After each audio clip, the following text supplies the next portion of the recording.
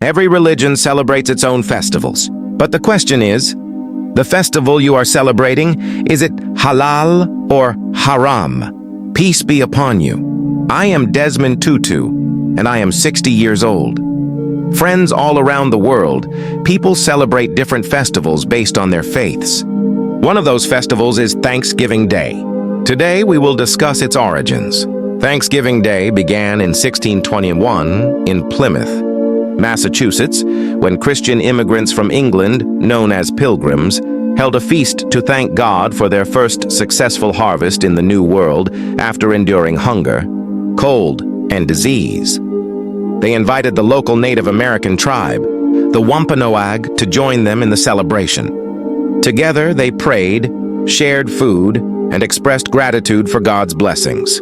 This gathering later became known as Thanksgiving Day, symbolizing American culture, faith, and collective gratitude. There isn't one single founder of Thanksgiving. It's considered a shared tradition between the Pilgrims and the Native Americans, representing cooperation, friendship, and thankfulness.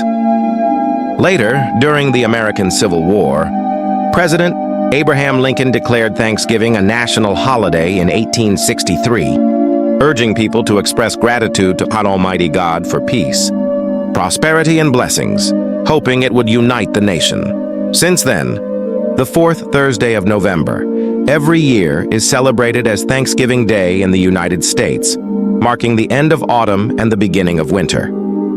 In 2025, Thanksgiving will be celebrated on November 27th. The day is a national holiday. Schools, offices, and businesses close so people can spend time with family. Many travel long distances to reunite with loved ones and share a traditional meal together. The core purpose of Thanksgiving is to thank God for His countless blessings: food, health, family, and freedom. It reminds people that happiness and success are not only the result of effort, but also of divine mercy. Families gather for prayers, meals, and bonding, expressing love, unity, and gratitude. The turkey dinner is the most famous Thanksgiving tradition, accompanied by pumpkin pie, a dessert symbolizing the autumn season. Families eat together, share memories, and give thanks for what they have. In big cities like New York, massive parades take place featuring balloons, music, and marching bands.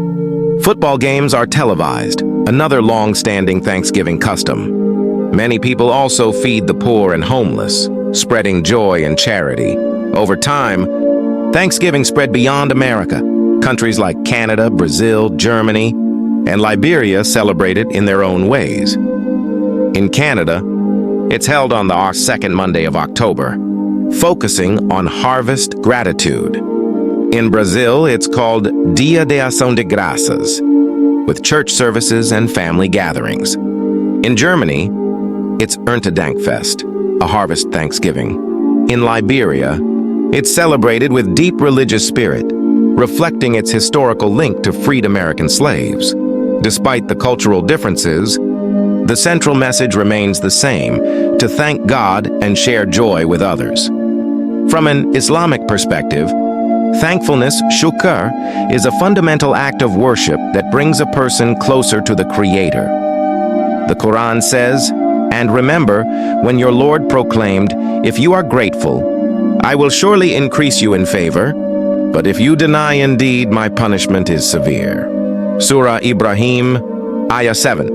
This verse shows that gratitude is not only beloved to Allah, but also a reason for receiving more blessings.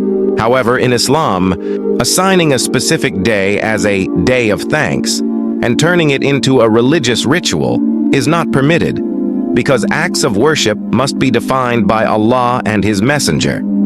Creating one by ourselves is considered an innovation, Bidah. Yet, if someone celebrates Thanksgiving not as a religious event, but simply as a cultural or social expression of gratitude, spending time with family, sharing food, and appreciating blessings, then it depends on their intention. Islam teaches that a believer should be grateful to Allah every day, in every condition, not just once a year. Friends, this is the understanding from my faith, which I hold to be true. You are not obliged to follow it, but I invite you to research the Quran yourself. If you find it to be true, then follow it. Because true success belongs only to those who seek and accept the truth, both in this world and the hereafter. Subscribe to my channel and join me on this journey of truth, and in the end, peace be upon you.